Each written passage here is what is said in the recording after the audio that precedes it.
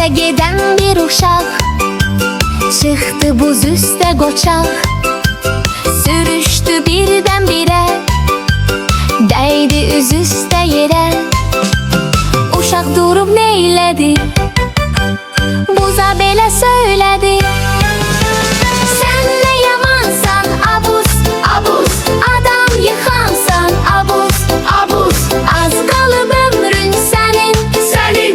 Yaz gələr artar qəmin, əriyib suya dönərsən, axıb çaya gedərsən. Darara, darara, darara. Dərsə gedən bir uşaq çıxdı buz üstə qoçaq. Sürüşdü birdən-birə, dəydi üz üstə yerə. Uşaq durub neylədi,